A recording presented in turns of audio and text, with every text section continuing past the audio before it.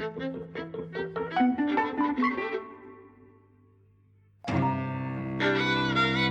and welcome to Eavesdropping at the Movies. I'm Mike. And I'm Jose. And we've just been to see Disclosure Day, Steven Spielberg's new sci-fi thriller. I'd heard a lot that this was kind of some kind of unofficial, secretive sort of follow-up to Close Encounters. It's not in any story sense, but there's a spiritual connection. Close Encounters of the Third Kind was made back in the late 70s, mid-to-late, it came out in 1977. I'd never seen it before. And I watched that last night, kind of in preparation for this. Really? I'm so glad that I'd never seen it. I'm so glad that I did, because you can see, you can see these commonalities. You can also see how things have changed over the years. The worlds into which the films go are different, and that really informs them. So this is a film about a couple of characters who. There's a lot of mystery, so let's not spoil it so much right now. But there's a kind of conspiracy talk going on. There's a guy who's kind of an Ed Snowden whistleblower. He's taken information or something from some kind of government or government-type organisation that he wants to be made clear to the public. He needs to expose this. This is the truth. People deserve to know this. Belongs to the people, not to you. There's a woman who is a weather reporter who develops some kind of weird talents. She can start speaking in different languages. She's never learned different language before. She can speak in kind of alien language. She can tell things about people just by meeting them, looking them in the eye. She knows who they are. So a lot of mystery comes in early on, and people are kind of being chased down for what they know or what they might have. And it is, a thriller, very soundly, where, Close Encounters is more kind of like a family drama in a big way. But it does share this commonality of like people whose heads have been affected somehow, and they're living differently. They don't understand themselves. And this has something to do with the world that's greater than us, that lies beyond us. That's a very, very vague introduction to it. I had a really good time. How about you? So it was interesting, because this morning I was thinking that, because it's been the 50th anniversary, or I think last year was the 50th anniversary of Jaws. Yeah. Yeah. And you think, my God, right? I mean, to have the 50th anniversary, I don't remember. The only films that I remember being reissued when I was a teenager would be things like Summertime or something like that, which, I realized was probably only like 25 or 30 years after it was first released. The only film that I remember being continuously re-released was Gone with the Wind. You never had 50-year re-releases of the 1930s masterpieces anywhere that I knew. So, it's a sign of Spielberg as a director and so on that, these films from 50 years ago are kind of still current and still looked upon, highly. He's a great director. He's been making films now for over 50 years, a lot of them really enduring classics. And I think this is an example of that for me. Like, I think it's great cinema. Yeah, kind of there were shots and scenes and moments where you're just like almost gurgling with delight at what you're seeing. But I'm not sure it's a good movie. Right? Interesting. Yeah. And I think it has kind of, and there will be spoilers, because I think if you're going to discuss the film thematically, you need to talk about the ending and so on. Yeah, we're going to spoil it from now on. Yeah. So my view of Spielberg is that when he's dealing with emotional issues, I love him, and his greatest films are all like that, like E.T., and so on. When he's dealing with ideas, I always think the films are kind of dumb, right? Yes. And I thought that about, like, particularly we had this kind of discussion about Bridge of Spies, right? Also the Washington Post film, and I think he's not the most sophisticated thinker. No. Right?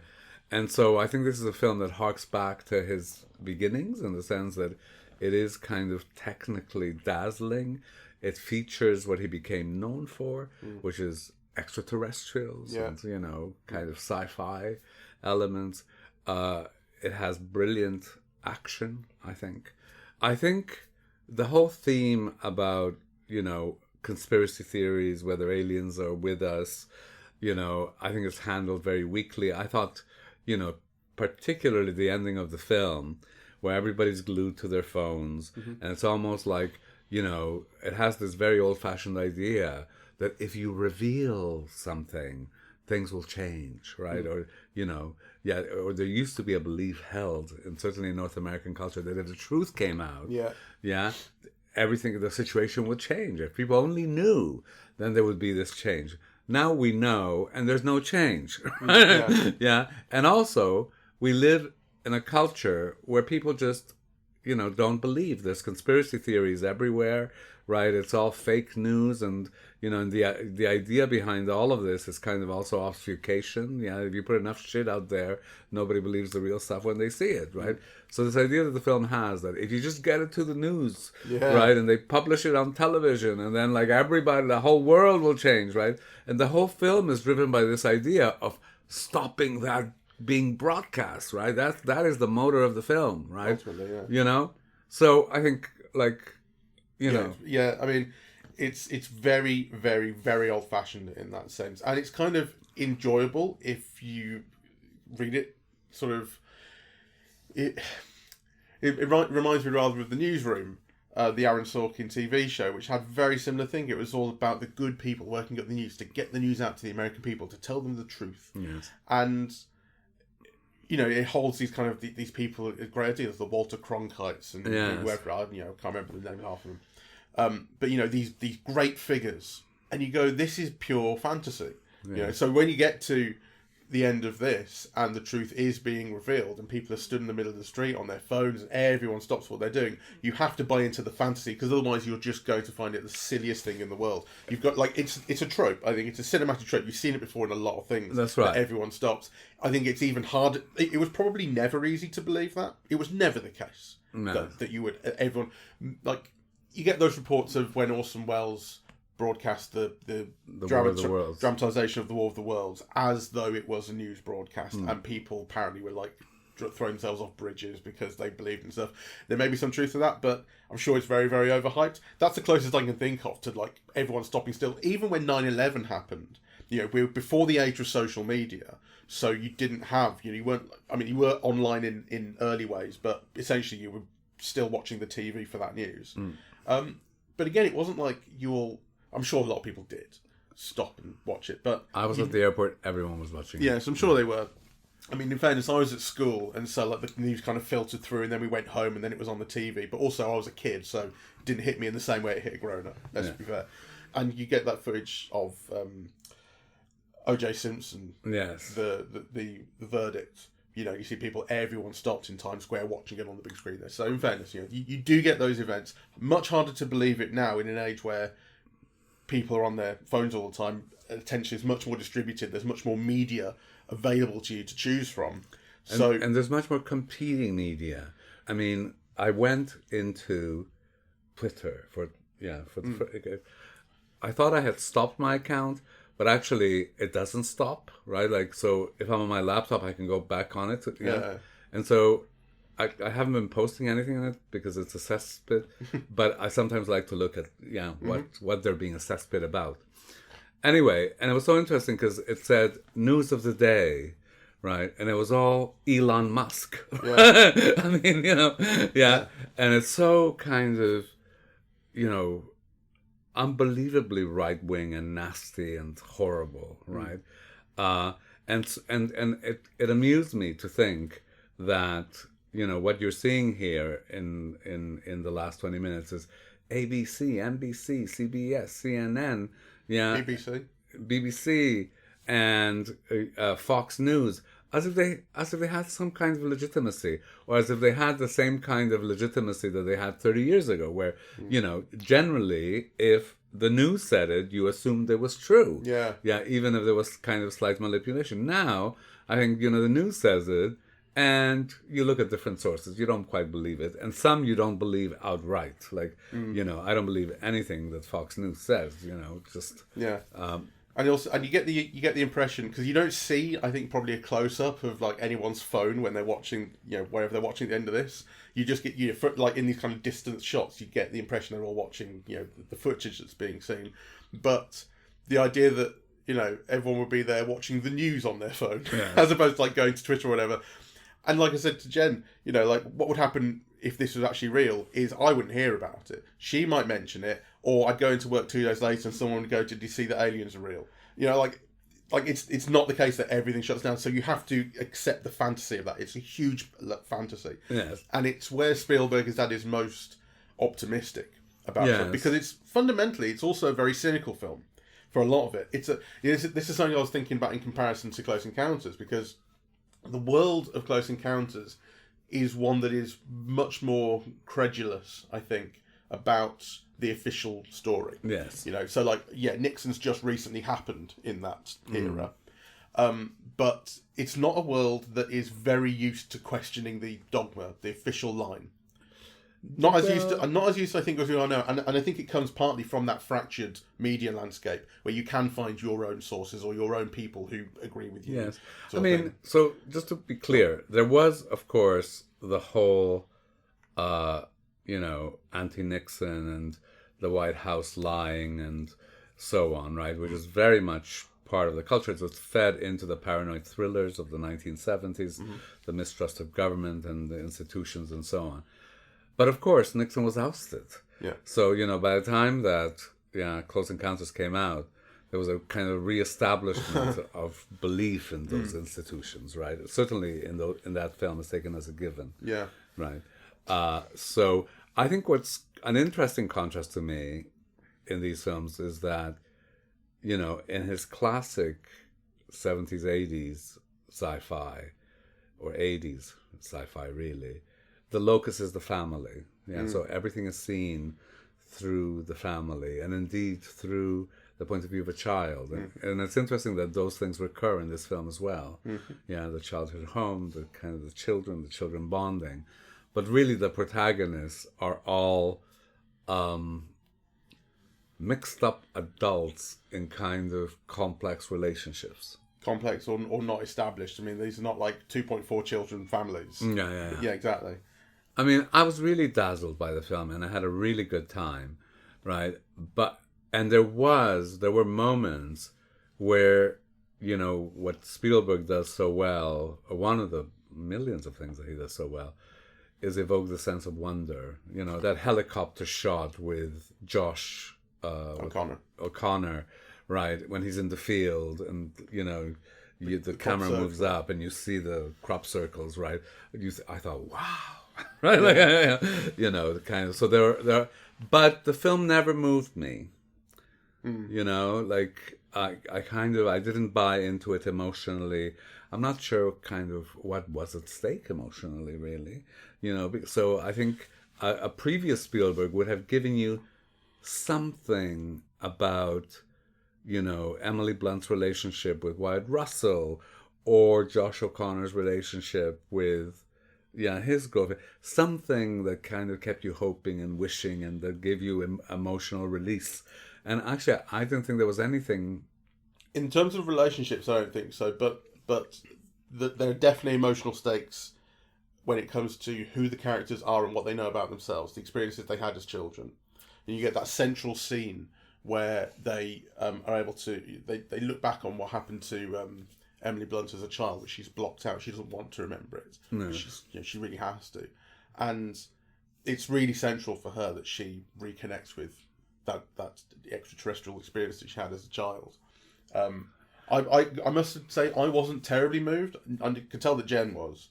And there are definitely things. There were points when they hold hands. I think it's at the start of that scene when that scene begins. Sort of starts to get moved, but the rest of it didn't quite do it for me. But I can see that that's where the film's aiming. That's the stakes that it's setting up. They're very, very personal to those characters. If it's aiming for that, for me, it wasn't enough. I was not moved. I mean, I think for me, the main, what is dazzling about the film is really, all those elements of mise en scène.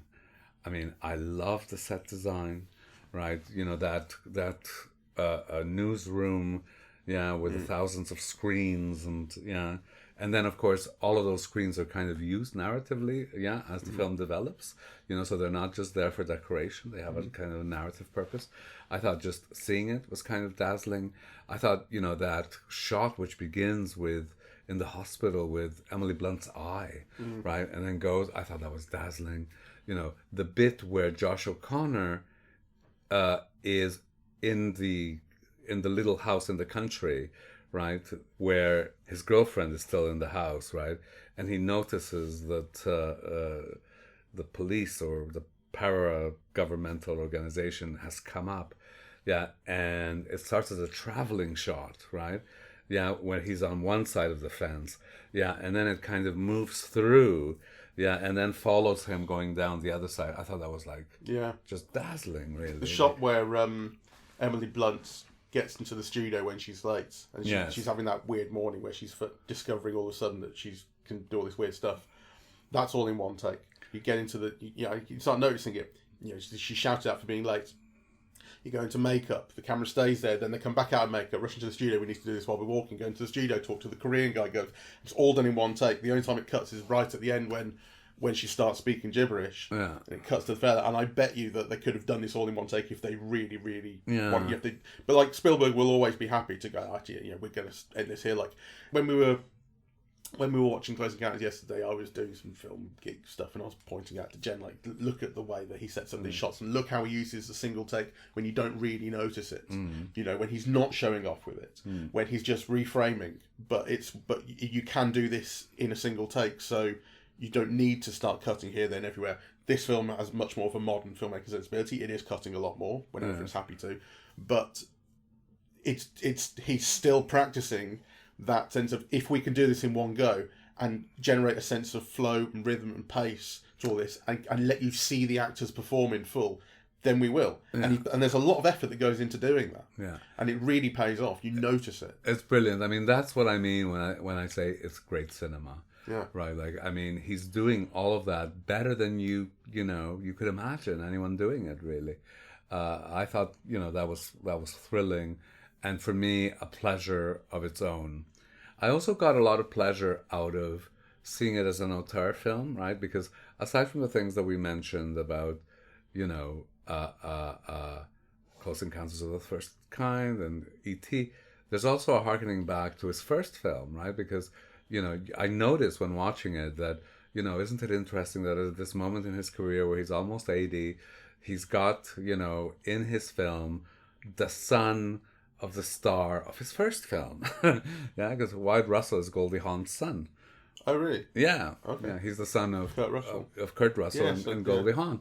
So there are obviously like personal there's a personal dimension, to this filming, as well as kind of, thematic kind of developments, right? Because, I mean, didn't Spielberg also do War of the Worlds, the Tom Cruise film? Yeah, 2005 was that? Yeah, so, this thing about, like, kind of apocalyptic worlds, or worlds on the edge of destruction, that something changes. Yeah, so it would be interesting to see contrast between his 80s sci-fi and his later sci-fi in this film, though, I can't call it as well to memory as I can the early stuff. But I'm sure kind of there are elements there. And one of the things that didn't really register with me, until the end, is that as this film begins, the world is meant to be on the verge of World War III. Yeah. Yeah. Which I didn't quite get until at the end you're saying, oh, well, like kind of, now that we find out that there are aliens here, that's kind of, put it close to that discussion of World War III on hold. Yeah, it's interesting. So I kind of noticed this, and Jen was pointing out just before that it's Surratt is doing the same thing, where in the background you've got a world that's tearing itself apart, and that sets the scene kind of thematically and emotionally for what's going on. I did think it was, I don't know, there was a lot of emphasis on it early on. You're supposed to really notice it, and it is on like news tickers and stuff. And you spend some time in the newsroom, and the audition that she gives for being an anchor mentions World War III type stuff. And I'm going like, is that supposed to just be fake, or is it actually a real thing she's giving? It was hard to tell. But then you get into the studio, there's to think about Koreans. So something's going on. You can sort of tell. I knew something was going on. But then it kind of falls away, and it wasn't a sustained theme bubbling away that I think would have been better. The story kind of forgets about that. You do get kind of, I suppose you get the kind of you get a bit of chaos in that petrol station, and I suppose that must be related to this. Yeah. But again, hard to tell why people are exactly behaving the way they do, and maybe it's ultimately related to why only now she develops these abilities. She's visited by that bird, Sure. and abilities come up, and then it's all kicking off right now. Like maybe the aliens, it's connected somehow, but it doesn't make that connection for you, Well, and it's not clear. It seems like just a pure coincidence that as World War III is breaking out, she develops these abilities, and this whole part of the story takes place. I mean, these are questions that maybe a rewatch would answer, Maybe. and then you think, duh, how did I miss that, right? Yeah, but obviously we're just speaking out of our first experience watching it and going blind. Like, I hadn't read anything on the film. The one thing that I do want to mention, actually, about the degree of my blindness going into the film is that I noticed the poster very much. And one of the things that I found so fascinating about the poster was that it just mentioned Spielberg, right? So you think, like, Okay. isn't it an interesting moment that we live in that, there's a poster for this hugely budgeted film? I mean, yeah, I'm not sure how much it cost, but I'm sure it cost a lot, right? It's really evident. Over 100 million. And you have these big stars. I mean, Emily Blunt is as big a female star as you have at this moment, right? Mm-hmm. And then kind of, a rung below, but still very considerable, you have Josh O'Connor, and you have Colin Firth, and you have Coleman Domingo. I mean, yeah, these are names that normally would dress up a poster, right? And they were nowhere to be seen. It was like Disclosure Day, Spielberg, 2026 or whatever. Yeah, you don't even see her face. It's Yeah. just an eye. Yeah. So, kind of, I mean, if you look really closely, you can tell it's her. Yeah. But kind of, okay. Maybe I've seen a different poster. Yeah, no, there is a different one. I'll send you the one that Cineworld had before the film's release, where you do see kind of her face behind the gauze. Okay. Yeah, and then you see, I think, his eye, or, but no names, right? So you think this is a film that's really kind of, selling it on the basis of the director. The director is everything in the marketing of this film, right? And, I must say that, well, that's not true, because I really, I loved Coleman Domingo in this, actually, because he's just so self-assured and warm and intelligent, and, yeah. I think Emily Blunt's performance is a kind of tour de force in a way, yeah. Though I liked her less, even though I normally love her, but there was too much of a kind of a teary-eyed, on the verge of hysteria, emotionalism, that kind of seemed to run through the whole film, yeah. And I thought there was too much of that. I think Josh O'Connor had less to do, but he's always kind of, warm and engaging and believable, right? So the actors do a lot of, the work of, of involving you in the film, as they always do. But these are, I think, particularly good, and they were particularly noticeable, actually. Especially Colin Firth, for someone whose role is very simplistic. Yes. He's a cartoon villain. Yes. Who's there to ham it up a little bit, and he's doing a lot of because he's constantly kind of astral projecting with the use of an alien device into various characters, and he's hooked up to a machine while he's doing that. He's sitting on a medical chair, and then he winds up going too far and on the floor gasping, and then people are like giving him oxygen. He's like, "Get off me!" And he does this 3 or 4 times. It's like a comedy kind of like, "I don't need your help," blah blah blah. And by the end of the film, he's like on his last legs. He's just like limping in and wheezing and stuff, but he won't accept anybody's help. And there's a lot of hamminess in that, but I think it's like you go with it, right? Like the everyone on their phones thing. This is a little bit of a trope.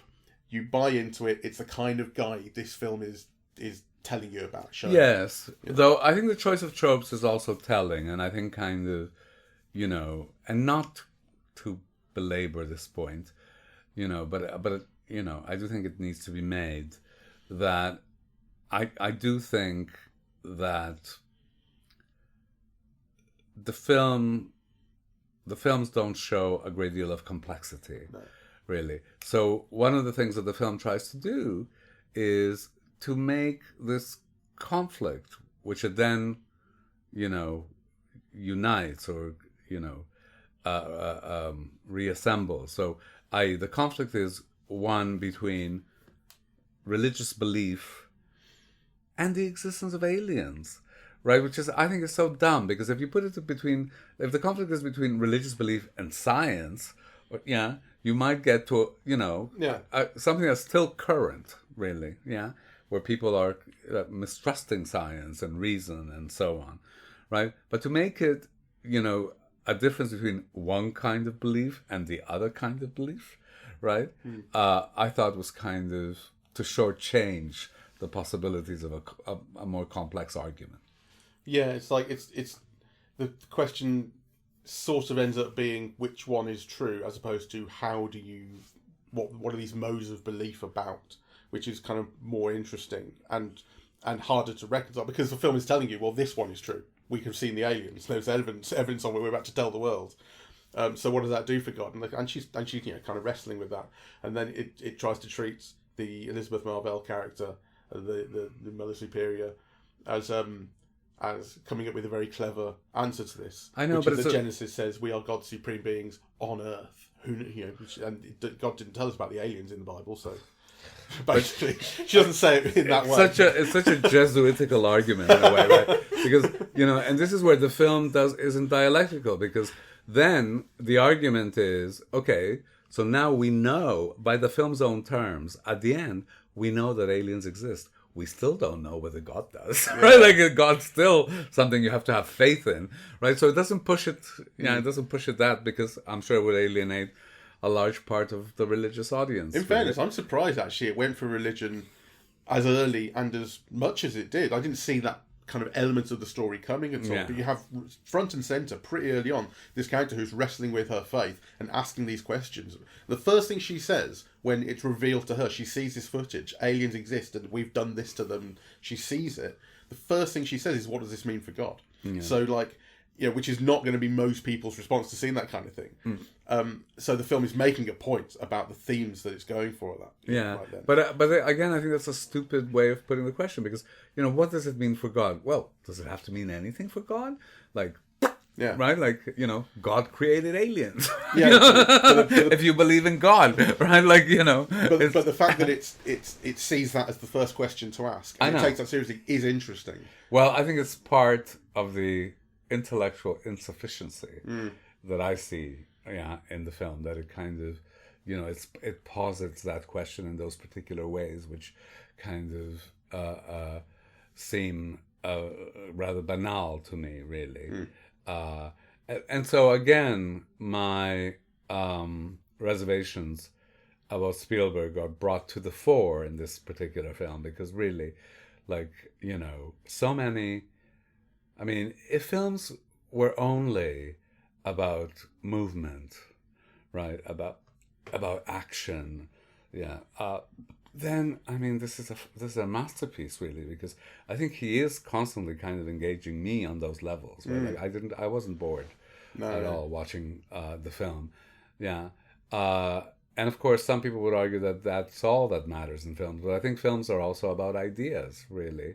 Yeah, and I think, to me, that is where Spielberg so often fails. If it's not something to do with feeling and family, then he doesn't seem to be able to go far beyond that, in my estimation. And this is kind of another example of that particular failing for me. The other thing he has is that kind of, as I say, very old-fashioned belief in humanity and America in particular. We talked about it in like Bridge of Spies and in The Post. America is great, and when even though people fail America sometimes, America is great, and it will outlast the people who corrupt it, sort of thing. Yeah, he has that, and I'm sure that plays amazingly well in America. And to everyone else, we're going like, "Have you seen America?" I know, exactly.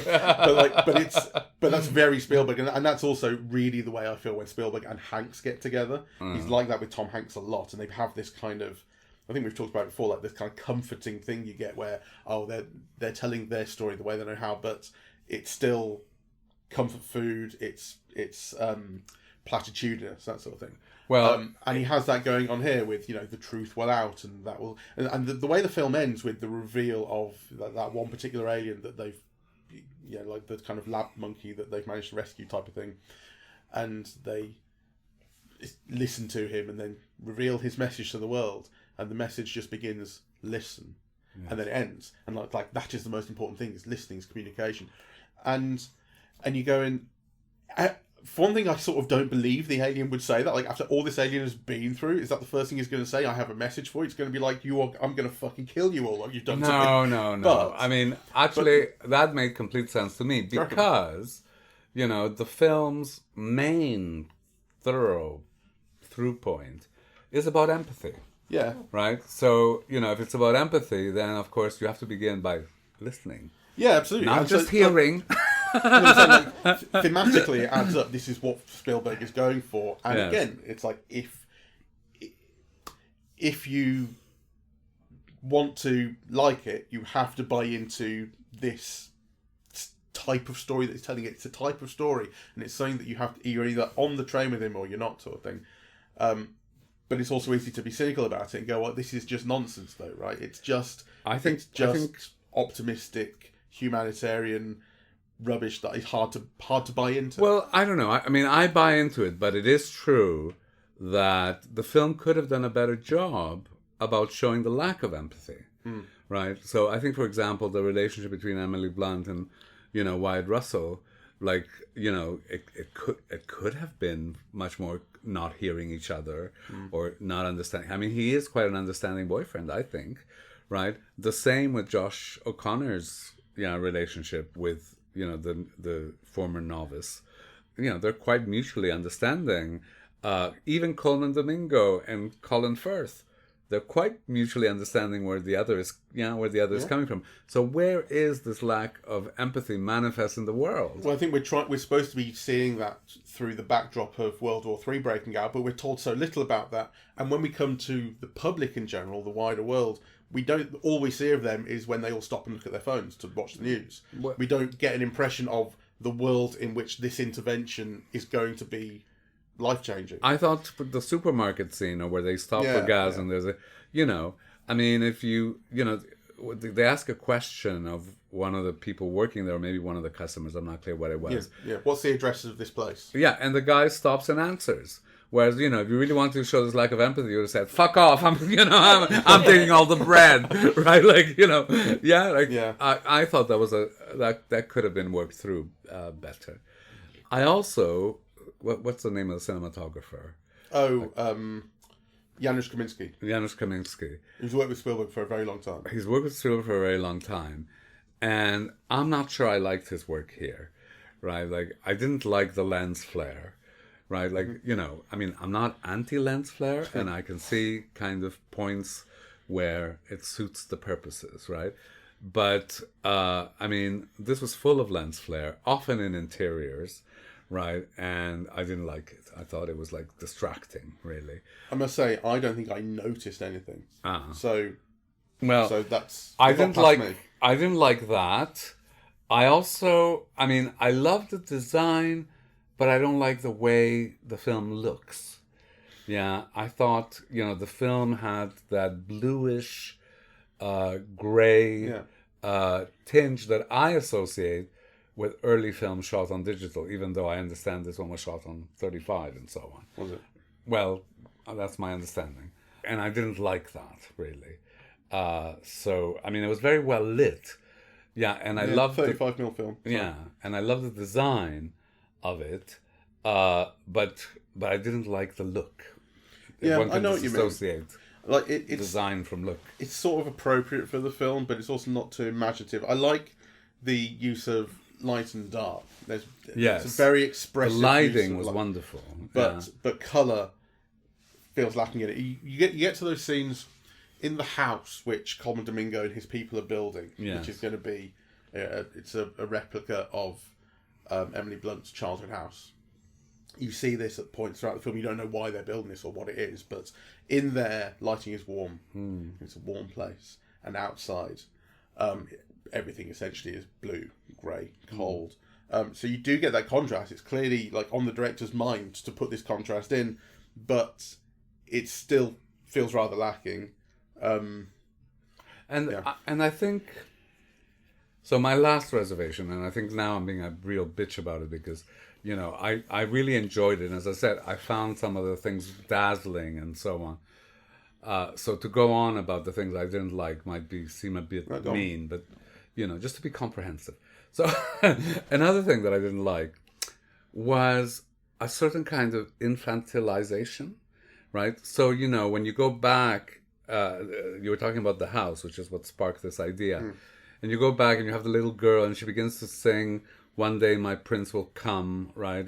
Which I think is from Snow White, is it? Yeah. And then you have all this Narnia imagery of the deer. Yeah, it's like kind of, you know, they're going through the closet or something. Yeah. They go off to Hansel and Gretel's house. Yeah, and I think there has to be a way of visualizing all of this stuff that isn't through childhood fiction, right? Like, you know, and you know that, like, kind of, I mean, I'm sure Spielberg sees all of this stuff with wonder, and, you know, and he was a child and he's had children, and I'm sure this is all quite potent, and so has the audience. But, you know, I think to me, it kind of, it's not just that it's using childhood or the culture of childhood or the culture of a particular kind of middle-class childhood, actually, would be more accurate to say, but that it also kind of infantilizes the ideas. You know, it makes them digestible in a way that also simplifies them. Well, as you're saying, like, all the ideas become simplified in his films. He's not a complex thinker. Something I didn't like as well, and again, this is even more nitpicky and who cares, but I thought some of the CGI was actually really bad for an expensive film, and a film that, you know, worked on by like Weta Digital, whatever the big, you know, VFX studios are. Very often, I think we said before, shoddy VFX are down to a film being made too quickly, you know, or the people not being given enough money, basically, because these are world-class digital artists doing this. Yes. But it doesn't work out, a lot of it. I think the animals look really fake. They do. The cartoony. The bit with the car under the train, which should have been so exciting. I found it exciting. I mean, it was pretty exciting, you know, I'll be fair.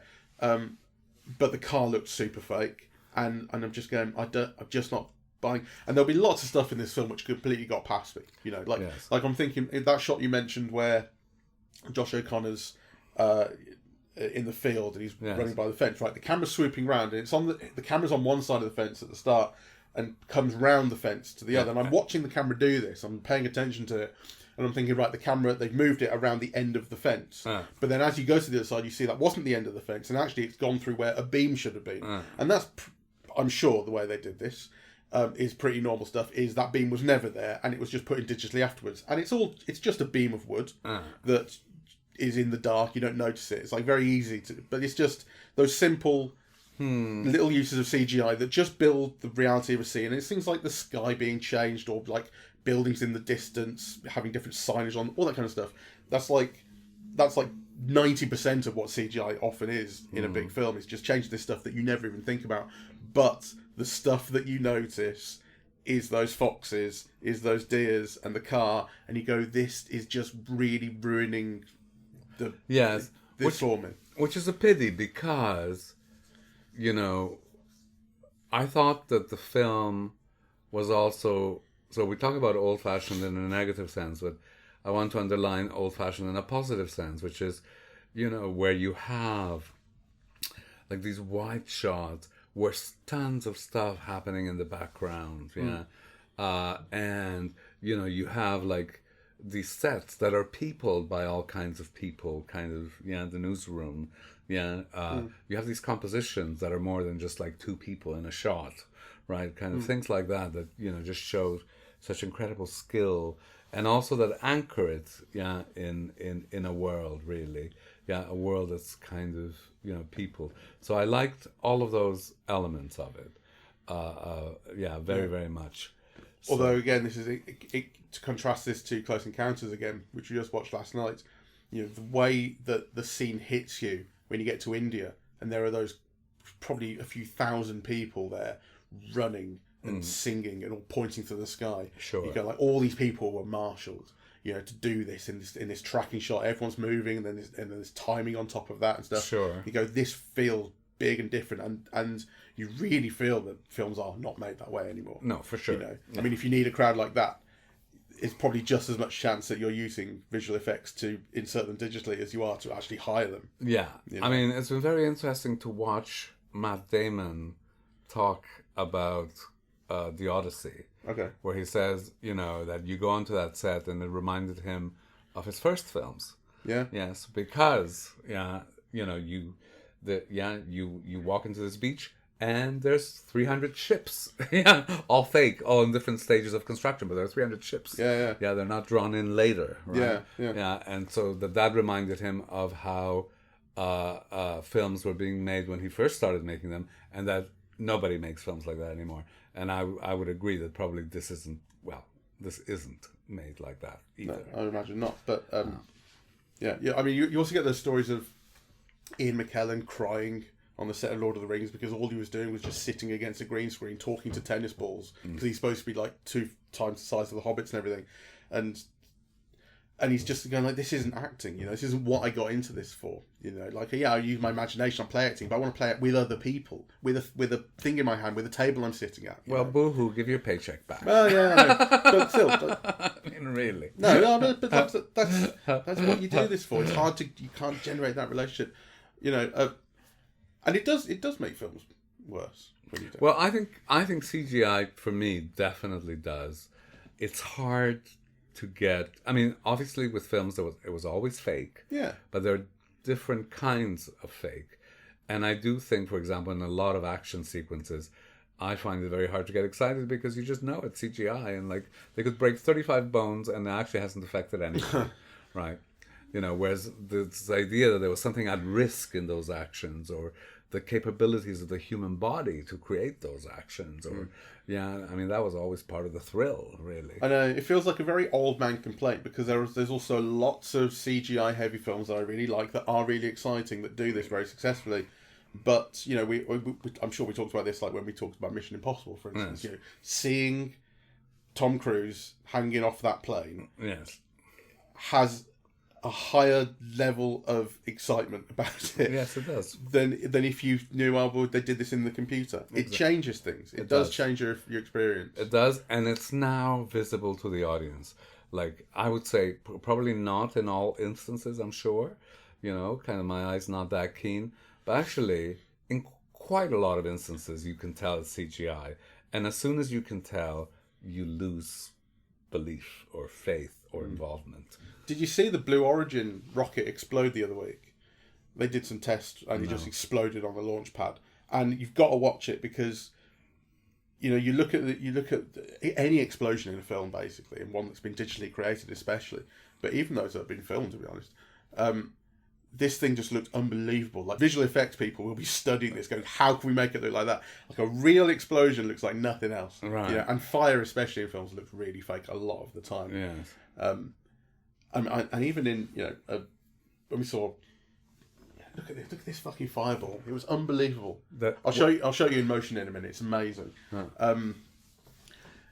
Yeah, and all I'm saying is, like, what I want to see a lot of the time in film is like something that I haven't seen before. You know, I've got the opportunity to see something now, yes. and you've got the opportunity on a big film set with loads of people involved to go, I'm going to make a massive fucking explosion or whatever. Or I'm going to crash a car into a such and such. And when you go, okay, well, we'll do this in the computer, you lose that sense of I can't think of a better word than magic about it. There's a sense of magic about it. The sense of we went and did this because we could. There was an opportunity here to show you something.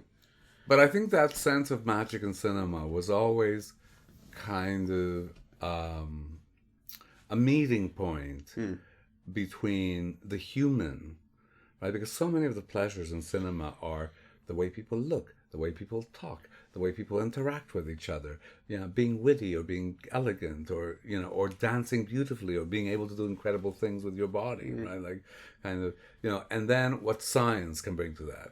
Yeah. So, you know, Douglas Fairbanks does amazing things with his body, but then the set he does it on, it seems like 10 times larger than any, you know, and that's obviously like the science bits, right? Or, you know, so it's that conjunction of things that, you know, creates wonder. but you can't lose sight of the human. And I think what CGI does often is it completely loses sight of the human. Yeah, maybe so. But where this film does have that sense of wonder, is in the cinematography, I think, in the camera work, in the direction of space and actors' movement. Yeah. I mean, the craft is unbelievable. It's at another dazzling level. to watch. I think he's almost like a genius in that, really. Like, you see things in this film, and kind of. So, in spite of all of the criticism that I've just made, I would encourage everyone to go see this film. Yeah. It's the most incredible use of the medium I've seen all year, right? Even though I've seen better films. Let's put it that way, right? So I think that alone is worth going to see this for. Yeah, and ultimately, that sense of optimism that it has in humanity, and the idea that if we listened, and we might be able to listen, and people could slow down, and all that stuff, is lovely. And I'm the one being cynical about it. Yes, I think it's lovely and important. Yeah, because actually it's interesting. But again, I'm going to compare it back to Close Encounters of the Third Kind, because that's a film where there's all this threat early on. You don't know what's happening, and particularly with the little kid who gets abducted, it's a really scary scene. The doors opening, the light coming through, the wind, and the kid's being taken. You really don't know what's happening, and when you get to the last 45 minutes of the film, when you get to the other side of the Devil's Tower and you see that whole place they've set up, you just spend the rest of the film there talking to the aliens. That's all we're doing. Like, again, there's questions what's going to happen, but they show up and they just communicate.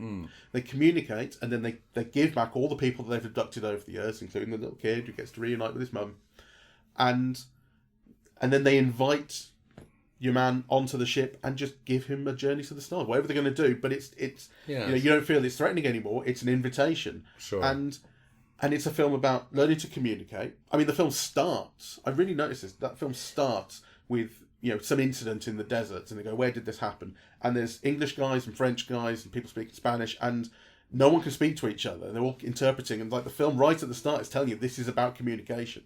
This is this film. The need to speak to each other. And so is this film. Right, because actually there's that interesting contrast that's made between Josh O'Connor being able to understand everything from the other world, and then Emily Blunt being able to communicate everything from our world. Yeah. So, it is about communication and empathy, and therefore, again, that closing line of listen is the key to both. So, it definitely harks back to that earlier film in a very direct way. Absolutely. And I think what's really interesting about that in Close Encounters, I guess it must be true of it here as well, but it certainly struck me in Close Encounters, is that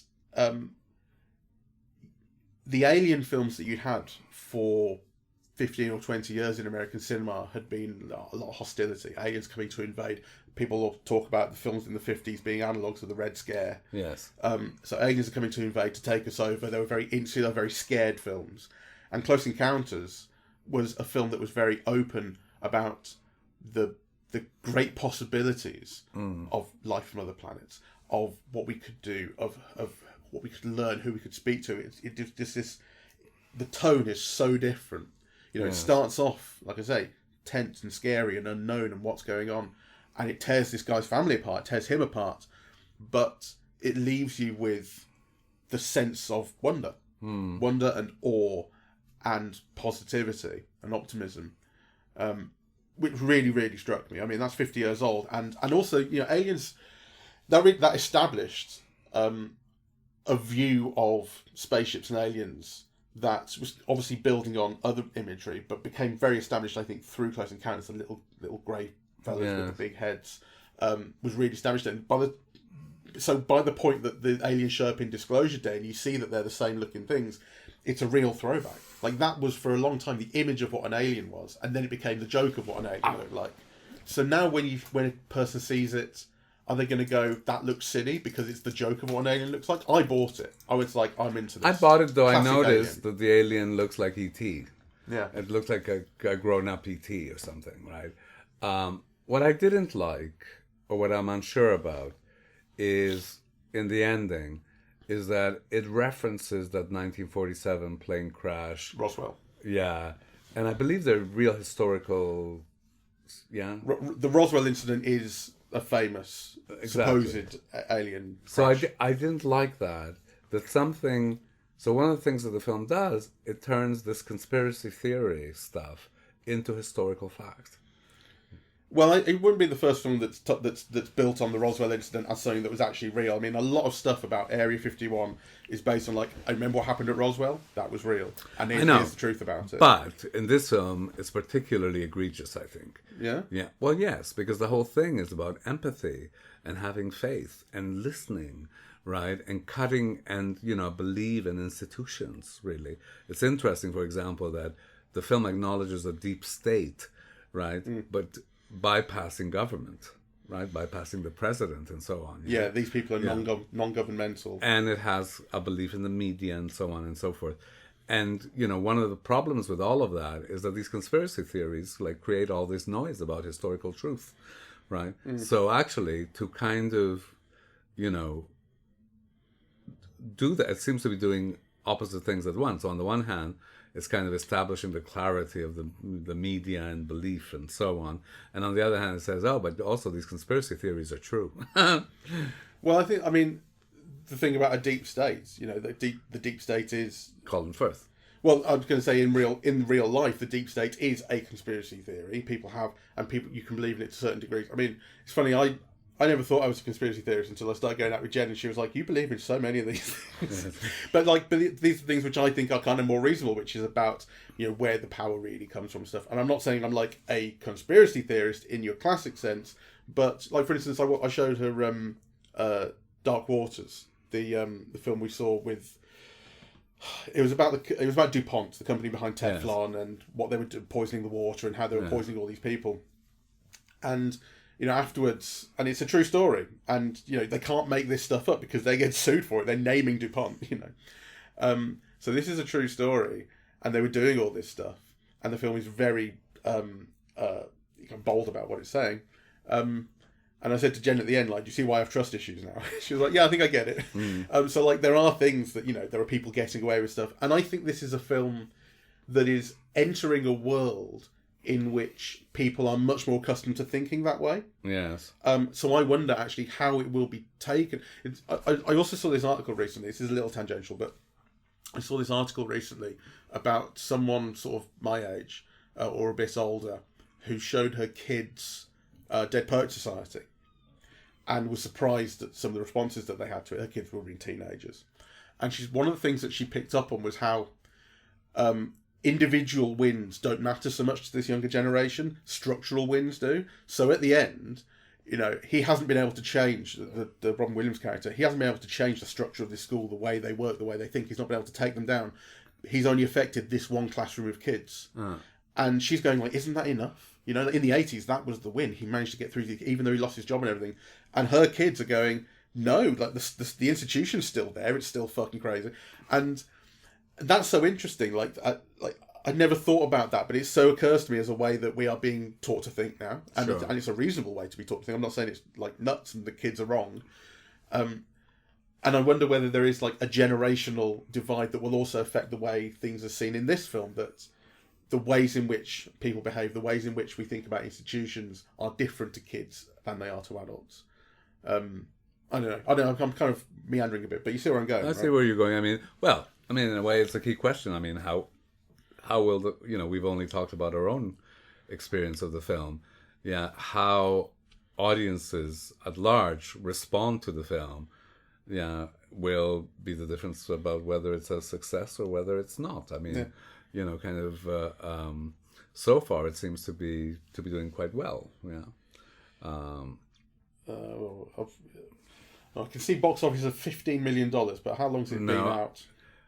I think it's now up to 50 or whatever, and we're still only today's Saturday, right? So kind of the weekend. So there's still all the Saturday, Sunday. This is its opening weekend, so it's had like a premiere sort of last week, but that's tiny little. Your Leicester Theatre, Leicester Square and stuff. So I think it'll be a big hit, though what kind of a hit it is will depend on how younger audiences respond to it, for sure. Yeah, and like I say, that's interesting to me. I sort of think that my generation is probably the last one that was really brought up on the idea that aliens were a weird idea. I think generations younger than us have been brought up in a world in which it is taken more seriously that there is life on other planets. And, so it used to be kind of a question, do you believe in life on other planets? And now the question is not that. The question is, can we communicate with it, let's say? But everyone kind of accepts that, there's probably life out there. Sure. So the idea that the film is revealing that life from other worlds exists strikes me as an outdated thing for the film to be revealing to the world in a way. Obviously, the truth of it has never been revealed. So, there is that. But just the idea that we finally established the truth that life comes from other places, other planets, is much less of an impactful reveal than it would have been 50 years ago. Yeah, when it was Close Encounters. True, though. I mean, I think the film, to me, that's not a major thing in the film. I mean, I think the film gives much more attention to the government trying to repress that fact coming out than to establishing the fact. Yeah. So... Yeah, I'm just sort of trying to think around how kids will see that, because will kids see that? You really feel that sense of, oh my god, they're really real and what's going on in Close Encounters. You feel that you kind of put yourself in the shoes of people at the time to some degree, I suppose. And here, I wonder whether kids will be going why is this so interesting? Well, we'll soon find out. I mean, there's no way for us to tell at the moment. So. No. Full of English actors, one last thing, which I wonder whether you would have an issue with. She's English, Josh O'Connor's English. Everyone except Coleman Domingo's English. I think it's a real problem with American cinema. English and Irish. And actually, I do think that part of the reason why cinema might have lost its centrality in American culture is because of this, right? It's not the case with Netflix or, the series made for television. All often star, mainly American actors. But there's something about film. I was thinking about it in relation to seeing Tooner, right? And seeing Leo Woodall, right? And just thinking, all the new generation of stars, they're all British. Yeah, Leo Woodall, Tom Holland. Yeah, I mean, the whole gamut of all of these new, Josh O'Connor, right? There's a whole generation of kind of these Timothy Chalamet seems to be the only American one, right, of that generation. So, and of the men at least. I mean, there's also Zendaya, Sydney Sweeney. There are a few. Well, yes. But, yeah. But I think certainly there has to be a problem when you're dealing with American stories set in America and so on, right?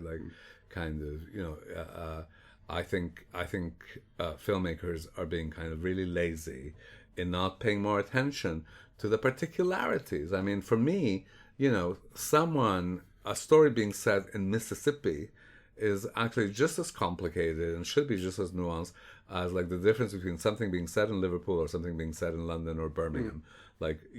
Each has their structures. And if you're not even aware of them, if you just do this generic American accent, maybe one East Coast and one Southern, that's about the gamut, really. I think, you lose out on a lot of texture and nuance. And I think American cinema is the poor for it. I've got nothing but admiration for British actors, but you can't just transplant British actors into American cinema and not expect there to be a cost. Do you see what Tom Holland was talking about with regards to the Odyssey? Because he's in that. He was saying, it's really funny. He was saying, I saw the way Christopher Nolan did things, and then I went back to Marvel, and we were making Spider-Man 5 or whatever it is. And I said, can we do things a bit differently? Because I've learned some stuff from Christopher Nolan, and maybe we could work out what the themes are before we start. He makes one proper movie, and now he's going back telling Marvel how to do things. Well, he's not wrong, because actually I think I listened to the same discussion, because ostensibly the thing about Marvel is the initial starting point is the set pieces. Yeah. So they often have these ideas for the set pieces, but not the story yet. No, there's a lot of talk of starting filming with unfinished scripts, and the reshoots are heavy in not just Marvel, but superhero films in general. I think I've been as supportive of Marvel as anyone. I mean, in many ways I love those films and I love aspects of those films, but it's very hard to make a case for any of them being a great movie.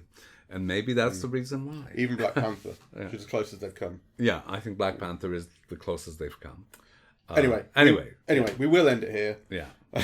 So thank you all very much for listening. We're eavesdropping at the movies, and we are on Apple Podcasts, Audible, Spotify, SoundCloud, YouTube, and YouTube Music. On social media, we're on Facebook and Twitter at Eavesdrop Movies, and Blue Sky, eavesdropping.bsky.social, and Instagram, Eavesdropping at the Movies, I think. Yes. I use it a bit, kind of, to put out clips. And the website is eavesdroppingatthemovies.com. Thank you very much. Bye-bye.